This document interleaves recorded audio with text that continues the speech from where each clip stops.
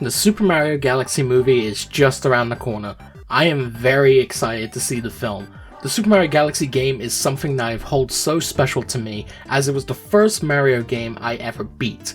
There's not very many games in the franchise I've beaten, but I do hope to change that in the near future. With the second film from Illumination on the way, I thought it would only be right if I went back and reviewed the first film and see if it still held up after all this time, since it almost has been 3 years since it originally came out. So do I enjoy the first movie, or was it just overhyped? Let's dive right in. This is my review on the Super Mario Bros. Movie. When I first heard of Illumination taking on the task of making a brand new Super Mario Bros. Movie, I was very skeptical at the time. Illumination wasn't really the most trusted studio to make animated films to many, myself included.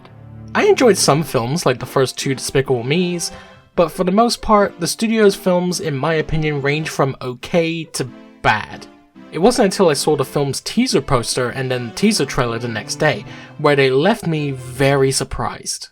Also learning that Shigeru Miyamoto, one of the original creators of Mario, was overseeing everything on this film's making, something that's a bit absent in adaptations of games, or something not talked about as much. Anyways, as we got more information about this return to the big screen for Mario, the more I got excited.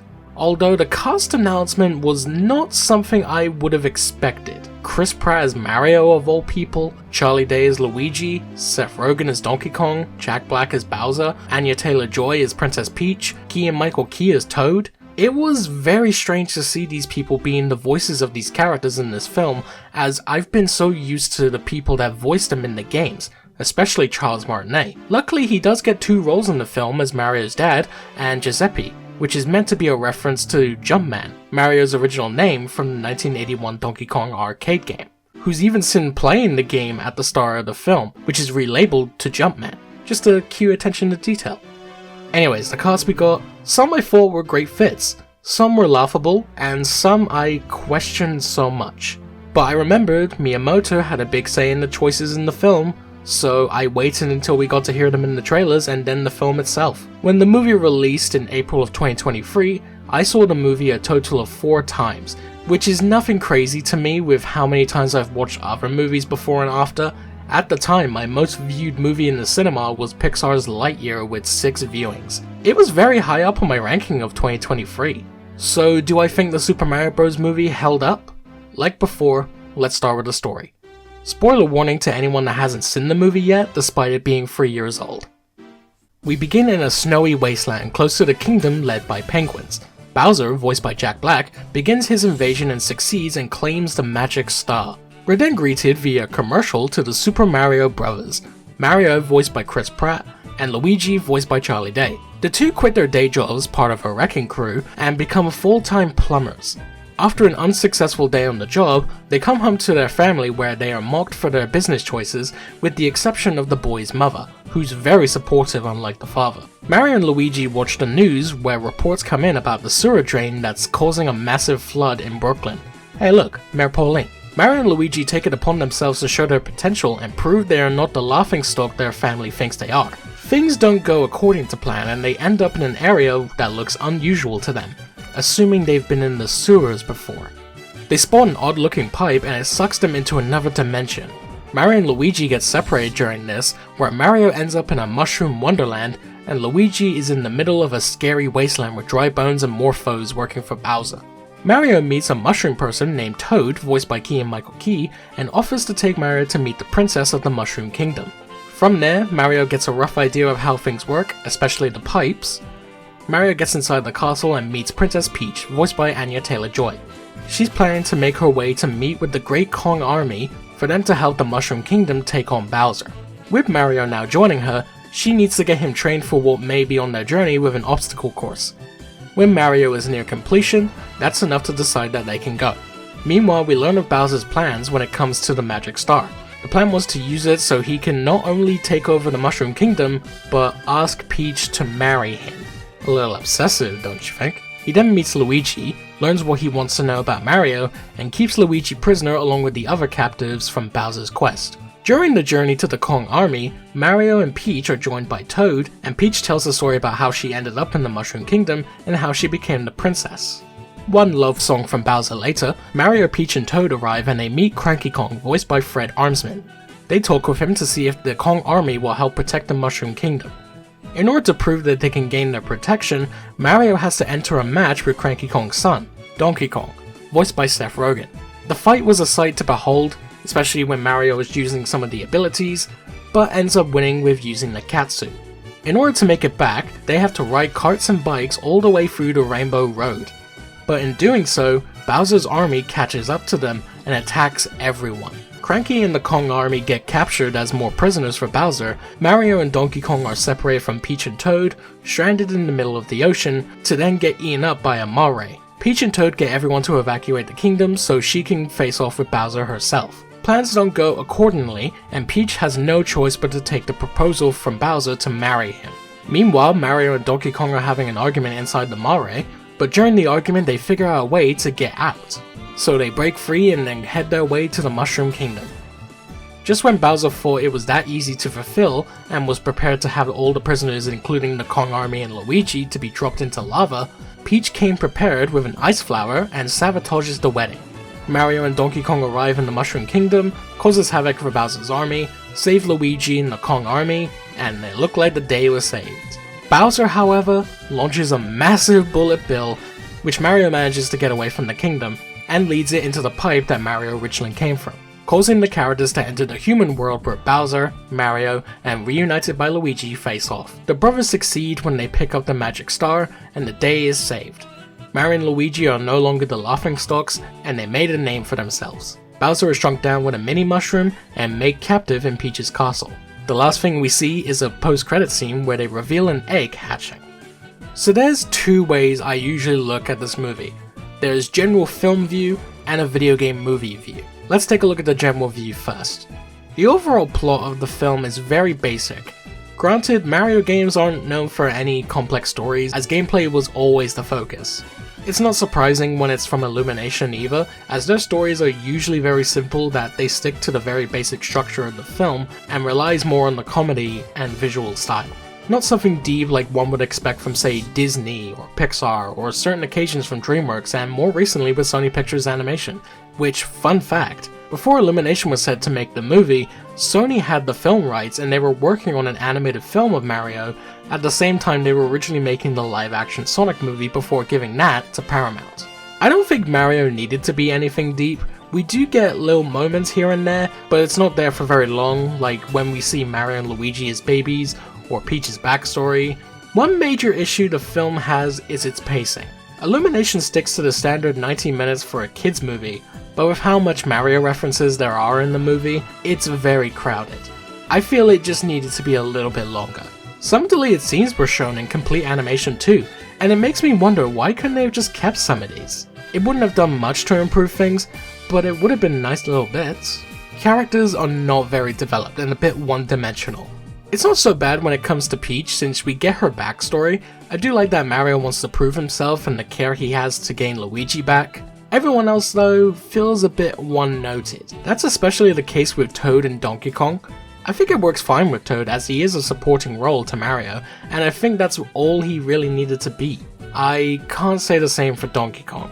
Honestly, my least favorite character in the movie. I did think he was funny a couple of times, but he got annoying very quickly. His whole bit is just to make fun of Mario, and when it seemed like he was going to have a nice moment with Mario when trapped in the mare, only for Donkey Kong to ruin the moment with the kind of character he was the entire time.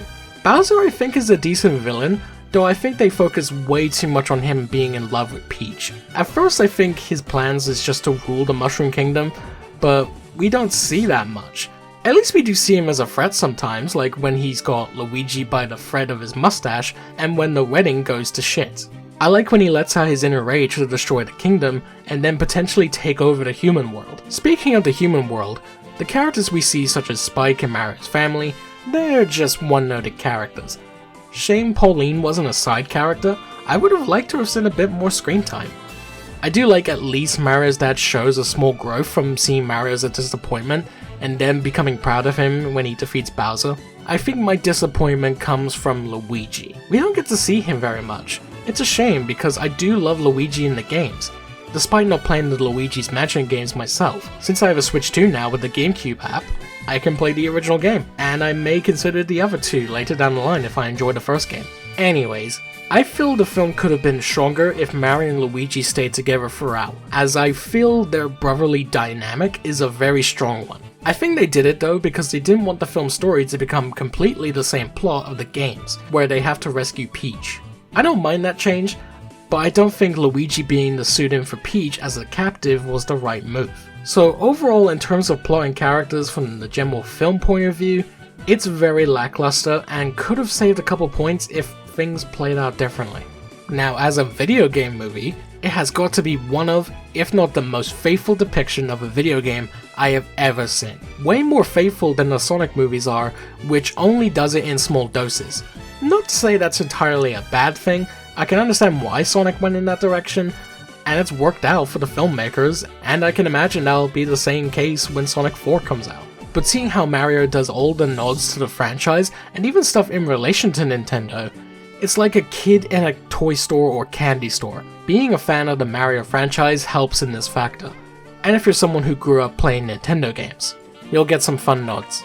Some of my favorite Easter eggs involve the non-Mario stuff, like the glass Pikmin in the house Mario and Luigi visit to fix the couple's bathroom, Mario playing the original Kid Icarus on an NES, Airwing from Star Fox on top of Mario's TV, the Donkey Kong arcade game disguised as Jumpman, a cute one where a brick wall is in the shape of Mario's 8-bit design from the first Super Mario Bros. Game, all sorts of fun Easter eggs and references throughout, and it's an absolute joy. I love seeing all the various locations from Bob-omb Battlefield from Super Mario 64, Yoshi's Island and all the colored Yoshis. Rainbow Road was an absolute marvel, and seeing the tribute to the Mario Kart series was also very fun. There was definitely a lot of love poured into this amazing love letter to the games, and I can tell the filmmakers are big fans of Mario, and that gives Illumination some points. Now, onto the cast. I think when I heard them in the movie itself, it was a little better to take on. I like Anya Taylor-Joy as Peach for this take on the character. I wouldn't keep her as the ideal voice of Peach, as I'm more for the bubbly voice we get in the games. But I don't hate this take on her character. Charlie Day and Jack Black as Luigi and Bowser respectively, I thought were great castings. They played their roles very well, and I could believe that they played their respective characters. Keegan-Michael Key as Toad was another decent choice. I like that they pitched up his voice for the character, and I think it suits him well. I can also tell he was having fun too. Seth Rogen as Donkey Kong? He just uses his regular voice for the character like he's done with other animated characters he's voiced. Sometimes that works, but it doesn't make his performance stand out in any way. Honestly, my least favorite performance in this film. Not to say that Seth Rogen is a bad actor or anything, when he's done stuff he's more passionate on, he can be really good. I just don't think animated roles are his thing. If he loves doing them, there's that I guess, and I can't be mad at that. I just wish there was something more, I suppose. Finally, there's Chris Pratt as Mario. A very bizarre choice for the Italian plumber. He does give it a go, and we can hear that, especially in the commercial for the plumbing business. Throughout the film though, it's more of a Brooklyn accent, which is not a bad idea to share, as that's a known piece of the Mario lore, and I think it works. However, I do feel at times the voice does get very inconsistent between that and Chris Pratt's usual speaking voice. It's not all the time, but it's very noticeable throughout. Not a completely bad choice for this take on Mario, but like Peach, not my ideal voice for him. And I'm also one of the few that don't think Charles Martinet would have been the right pick either, as I only really liked him voicing the Mario characters when it was in small sentences like we've had in the games, but when I hear him do full sentences in some small pieces like the interactive Mario things and some commercials for the 2008 Mario and Sonic at the Olympic Games, I don't know. I've just not been a fan of it. The animation and visuals are a huge highlight of this movie. It's some of the most beautiful and extremely faithful depiction of the Mario universe one can expect that isn't from the games themselves. I love the designs of the characters and they perfectly translated them into the animated film world. Nothing feels like it clashes. I can tell this is what Illumination focused on the most, including all the Easter eggs and references I talked about earlier. The character animation side of everything feels expressive and alive.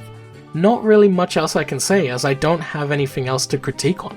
Another huge highlight of this film is its score, done by Brian Tyler. The entire score Brian does is top notch, filled with nods to the soundtracks from the Mario series, from world locations, character motives, and even small mini-games. Even the stuff we get to hear in the official soundtrack that didn't make it into the film because of the licensed music, which I will know also feels very out of place, like the ones in the Sonic movies. Thankfully, a majority of the film is the original score, with all the references and tributes to the original franchise's legacy. Brian actually had to fight, so we got the star power-up theme during the final battle, which, thank God. The song choice they would have had instead would have felt very out of place, and the star power-up theme makes the scene very magical, especially when you'd hear it in the cinema for the first time. So yeah, Brian did a fantastic job on the score, and I can't wait to hear what he does in the Super Mario Galaxy movie. Of course, when talking about the music in this movie, I have to talk about the song Peaches done by Jack Black. When I first heard it, I thought it was funny and a bit catchy. You can tell Jack Black was having fun with the song, but I think it got annoying really quickly. Especially when most of it is just Bowser saying Peaches for the majority of it. I get that's the point, but even then, that's just too much, and over time, yeah, I'm not a fan of this song anymore.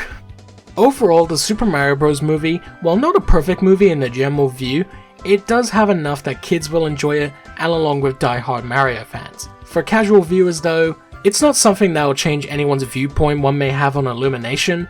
If you're a fan of their works, you'll get the same amount of enjoyment. If not, I don't think Mario would change your mind. If it was your first exposure to Mario, I hope you got something out of it and have some interest in the games that made the franchise so special to begin with. I do strongly recommend the film to anyone that is a massive fan of Mario that hasn't seen it yet. I think it holds up as a Mario movie 3 years later, but not as any other movie. There's so much going on and it feels rushed for a 90-minute kids movie. But if you're curious, it might just surprise you. Definitely give it a watch if you haven't already. And there you have it, 3 years later and I still enjoyed the Super Mario Bros. Movie after making this review. I am even more excited to see the Super Mario Galaxy movie when it comes out in a few days. Will I like it more than the first? We'll have to find that out once it comes out and when I've made the review. If the review is out by the time you're watching this, I'll leave it in the description, the pinned comment, and the card in the top right corner, so you can go check it out. Shout out to my patrons Typhoon and Andres, and my YouTube member BAG Gomez. Much appreciated guys. If you would like to have your name at the end of the videos, all you have to do is follow the links in the description to either my Patreon or become a YouTube member. With all of that said, thank you all for watching, like, comment, subscribe, follow me on Blue Sky, and I will see you all in the next video. So until then, bye!